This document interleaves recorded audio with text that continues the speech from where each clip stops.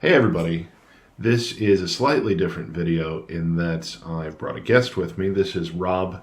Rob Bradshaw is the director of the library at Spurgeon's College, and he's going to help me to introduce some of the distance learning elements that are available, particularly to online students, but actually to all the students here at Spurgeon's. And when you're studying remotely, there's all the more benefit to exploring all these digital options and getting your feet firmly footed as you start out your program. So this is going to be not an exhaustive or an in-depth exploration of everything that's available. This, if you've ever gone on an open-top tour bus and you know that it kind of goes around the interesting places in the city and tells you just enough to get you interested, and then it's up to you if you want to jump off and actually go exploring. This will be the same thing.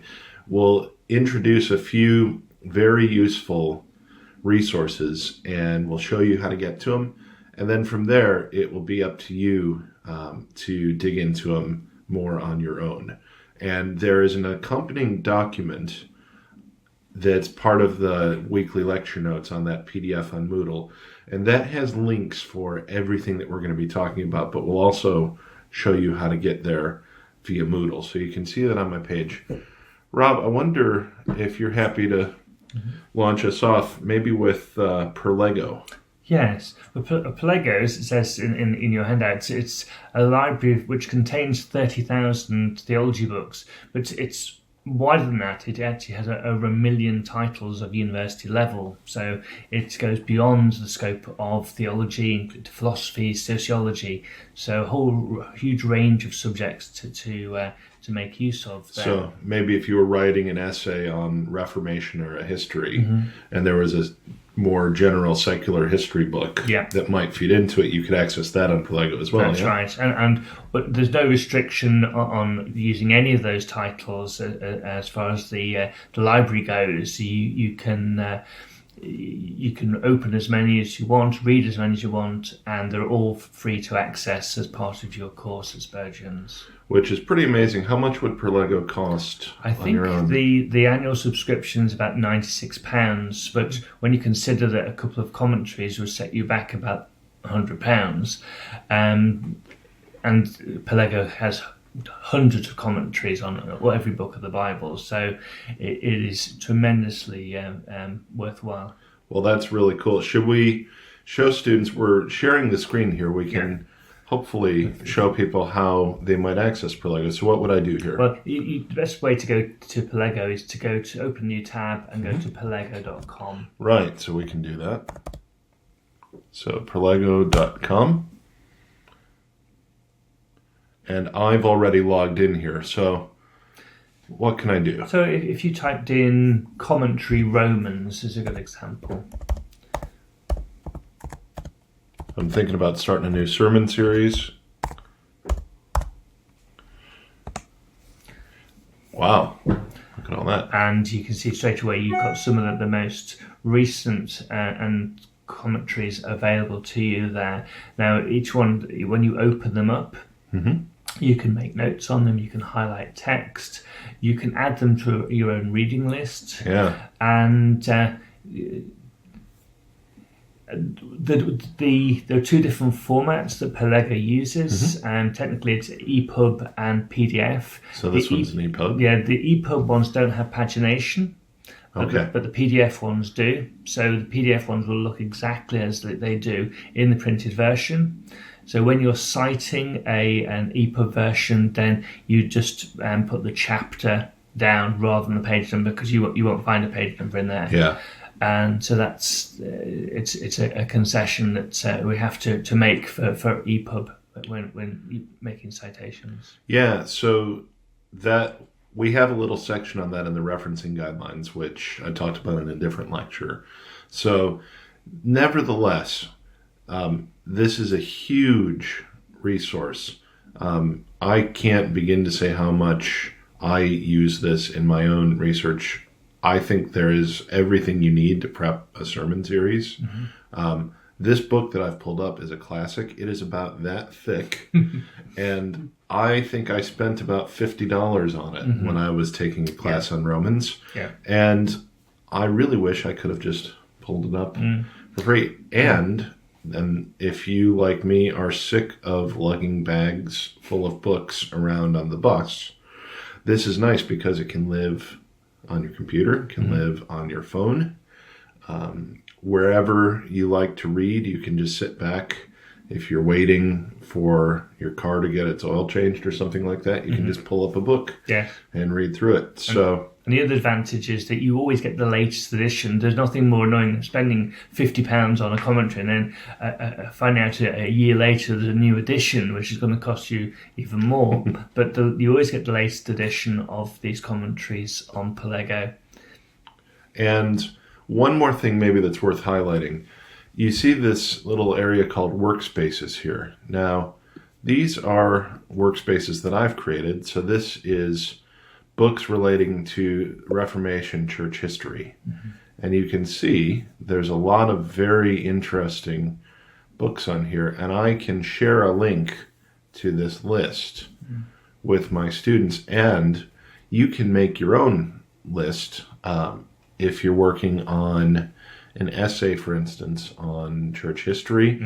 You can have a church history one, and then you can have an intro to biblical studies one, and you can kind of collate and arrange all your books together, which is quite cool. And the great thing is that because it's a URL that you're giving to people for the reading list, if you update your reading list, then everyone gets the latest version.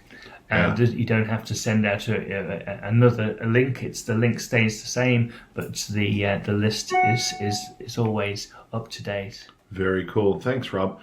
So what's next on our list after Pelego? We have the Oxford Handbooks. Oh, Oxford Handbooks. Those sound pretty good. That's in the Spurgeon's Moodle and in the library tab. Right. So I log into Moodle and I pull down here, and now, generally speaking, my Moodle will be a little bit different just because I'm on the teaching staff, but the library page should look the same. Yeah. So I'm just going to scroll down. There's some information about using the library, and then you'll see a list like this. It's in the Books in Print and Online tab there. Right. So I'll drop that down. And is this it here? It's this one here. Oh, Oxford Handbooks Online. Yeah. And so we'll click that. And here we go. Now, if I wanted to search for a book on, I don't know, evangelical theology. Now, they've recently updated this site, so it looks slightly different from the videos that have been created about it previously, but the content should be the same. So we'll just do a little search here for evangelical. I think there should be. You see that on the left-hand side there, it shows you what you've purchased. That's with the padlock unlocked, what's open access and what's free. Right. Now this is giving me a lot of stuff. If I wanted to drill that down a little bit, let's say handbook,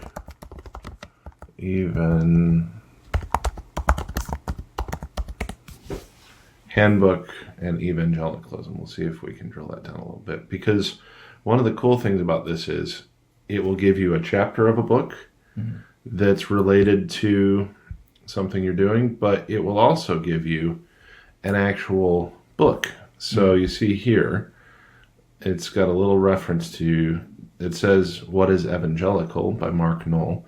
This is coming from the Oxford Handbook of Evangelical Theology. And I think, boy, that sounds like a good book. All I have to do is click this, and it will give me the book, and then I can scroll down, and it instantly gives me the table of contents. And there's all these really interesting chapters, some really top-notch scholars. It just gives me, and if I want to drill down and see, okay, let's look at Kevin Van Hooser's chapter on Scripture and Hermeneutics. This one's really good. I can just pull it up, and it gives me an electronic version, but I can also, if I click this, see a PDF version. And what's really cool about the PDF version is that it gives me the ability to search and do all kinds of cool stuff like that. And Rob, can I download this? Yes, you can. Yes, you just click on the button at the top there. Right. You can download that and save it. So we'll save it. I'll save it to my desktop, maybe. It's worth noting that there is no username and password required if you click through the link on Moodle. Though sometimes if you click through the link, say on a reading list, and you're not logged into Moodle, you'll see locked padlocks instead of green unlocked ones. These ones here, because you need to log into Moodle first to set the cookie before you click on the link. Right. Once you're logged in, it will take you straight to the page and let you see it. Well, that's a pretty cool resource then. So let's jump back to our Moodle page.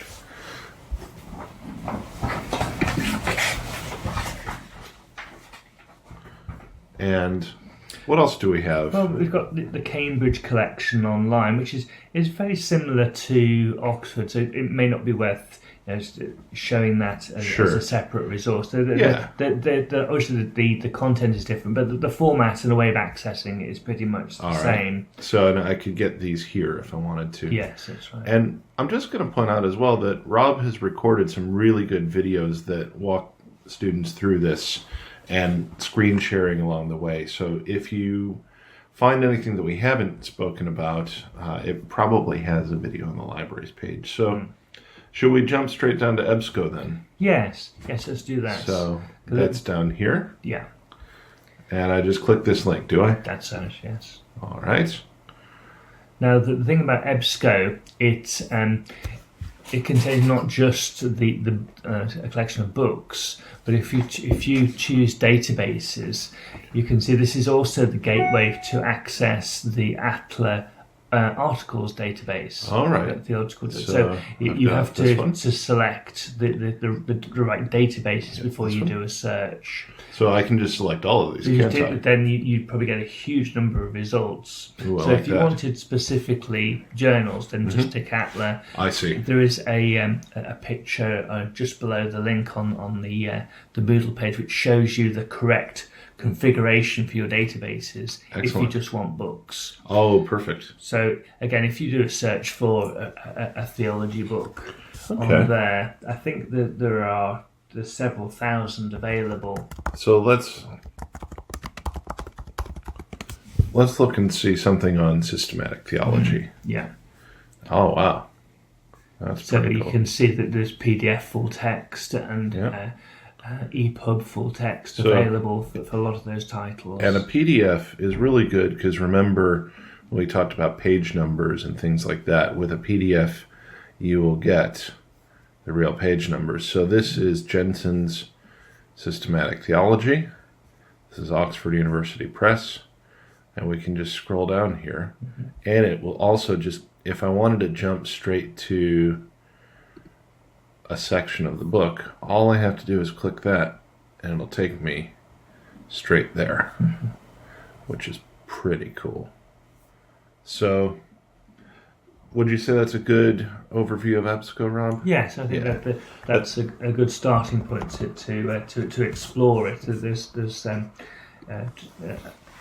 a good collection of theology-related books in that collection that it's worth looking in there if you're searching for it. Very cool. So let's try the open access digital theological library. Do you want to say anything about that? Yeah, this is as it suggests. This is a collection of material that is published in the form of open access, which it means it's accessible to anyone without any password or login. And what the folks at the Open Access Digital Library have done is just created a database of all this material and gathered it together in one place. But what the size of that collection is absolutely enormous. So unless if we go into the should we open it up here? If you I advise you to use the advanced search option in this when searching, because you're going to end up with so many results that it's going to take you longer to search through the results than really you've got. In all sorts of advanced study, try to use advanced search as much as possible because time is your rarest commodity. You haven't got time to search through 5,000 results in a search. You've got to learn to refine your search with ands and ors and specifying titles and authors as much as possible to narrow down your results. Otherwise, you'll simply run out of time before you have a chance to even start your essay. That's really good advice. So getting used to filling out all these fields can be really helpful.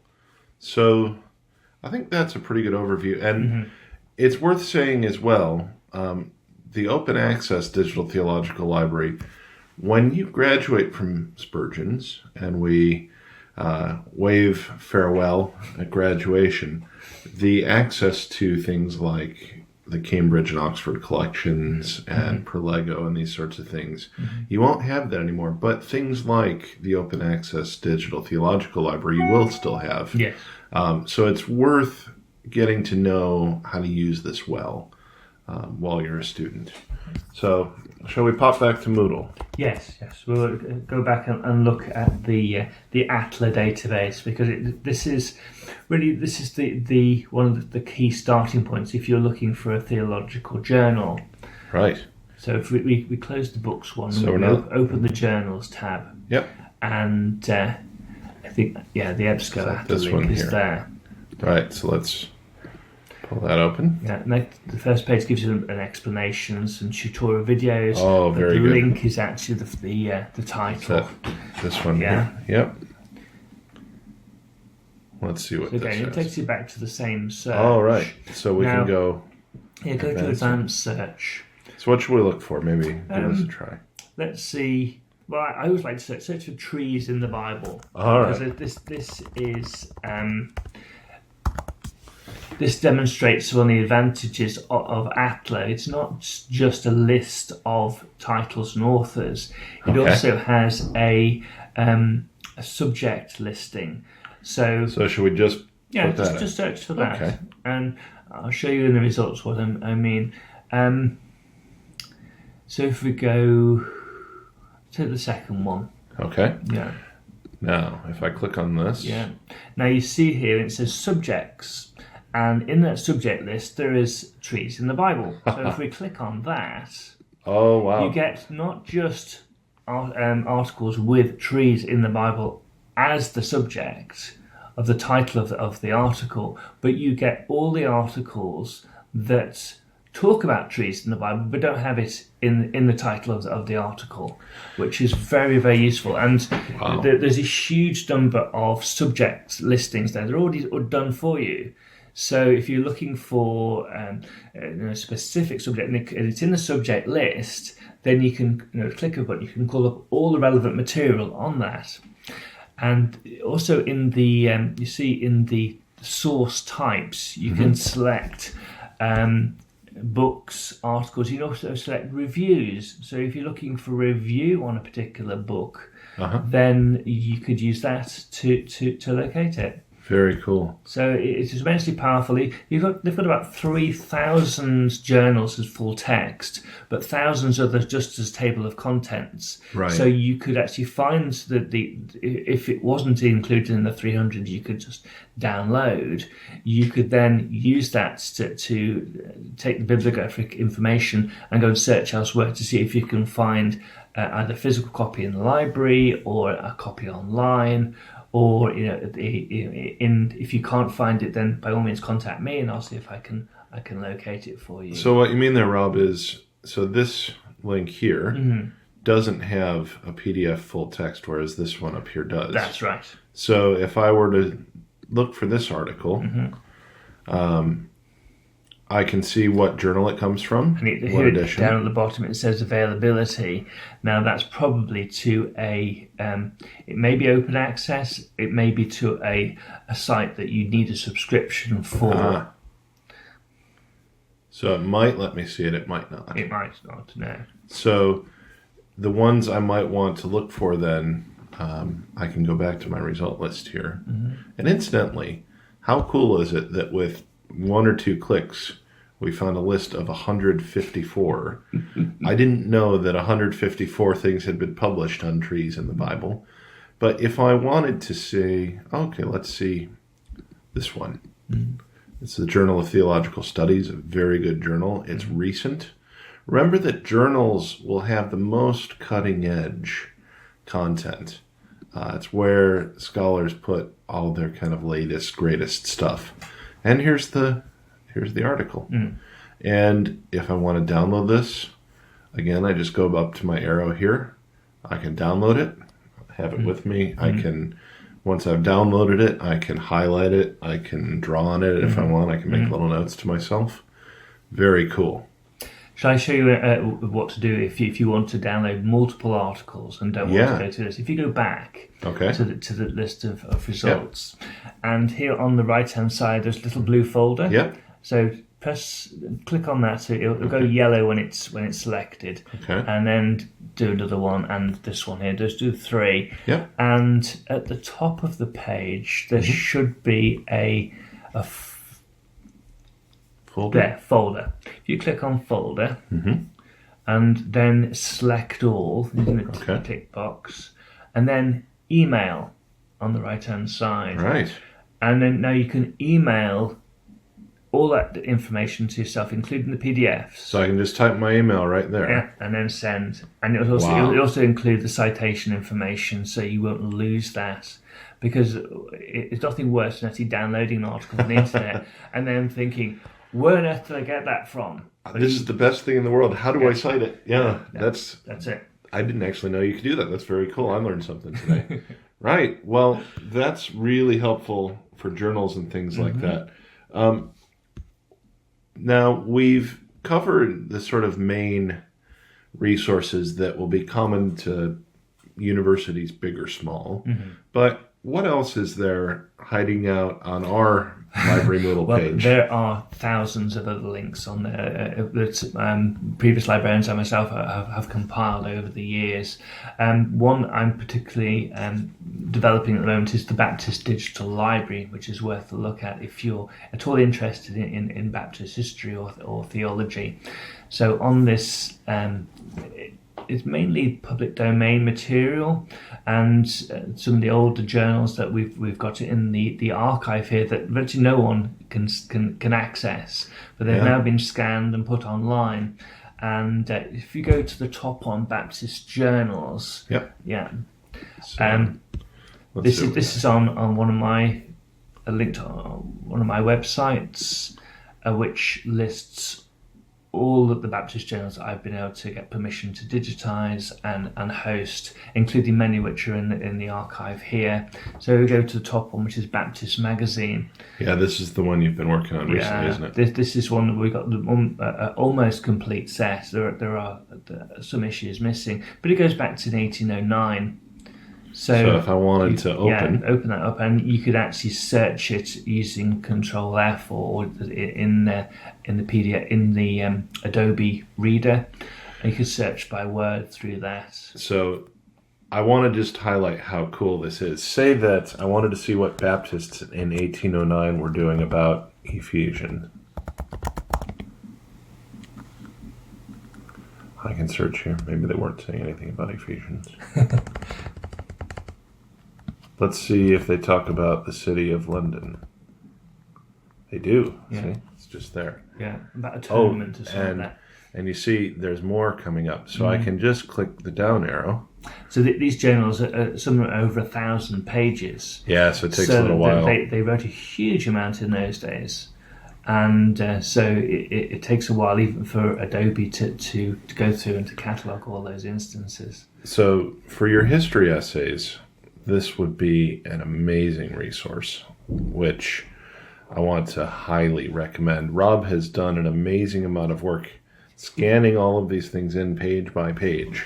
When I was doing my PhD, if I wanted one of these things, I would have to go look up the phone number of a place that had a collection of them, book 2 or 3 days to drive out there, sit in a room flipping through, taking pictures on my phone, and hoping for the best that I didn't inadvertently cover up the most important thing with my thumb. So this is a wealth of resources. And I should just highlight that theologyontheweb.org.uk is Rob's website that he runs personally, and it has all other sorts of things. So if you want to look into Anglican journals, these are predominantly 19th century, is that right? No, these are more recent. Oh, these are more recent. The church one started in about 1890, but it's still running. Ah. Though it's changed its name in the last few years. There you I go. got permission to host up to about 2006, I think. Yeah, very cool. So, but it goes right the way back to the 1890s. So you can get a really interesting view. And I actually, ironically, happen to have a churchman on my desk that I was reading, but I can look at just about any old one that I want, and I can search them, which is amazing. So I hope that this has been just kind of a helpful overview to the power of the resources that we have here. If you're studying at a distance, you will not be hard up to find really good, high-quality academic material. A lot of very hard and thoughtful work has gone on by Rob and others to make this available to you, to make it accessible, and to help show you the best ways to find it.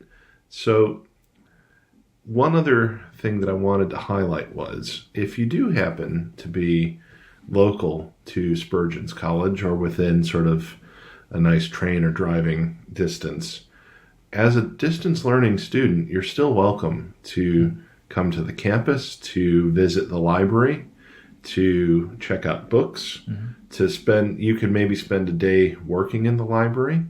And basically all you'd have to do is send an email along to arrange a visit to make sure that it will be open at that time, and swing by the reception. Rob, if somebody has questions on tracking down a resource, what should they do? Well, contact me if you've exhausted all the links on the library page, and I'll try and locate it for you. Sometimes, having looked at all the available sources that I've got, it might be necessary to contact your local public lending library and do a British Library interlibrary loan request for it, for which they normally charge something. But there are some journals that are behind paywalls that we just can't access without a subscription, and that may be the only way to get hold of them. Right. That's rare. I mean, there's usually I can borrow, get access to another library to journals that other people subscribe to, but there are journals out there that are so difficult to get hold of that only the paid version is available. So British Library interlibrary loan is the best way of getting those. Right. Well, Rob, I just want to say thank you, and to encourage you, if you do have questions, to reach out to me, reach out to Rob, and make the most of these opportunities to study.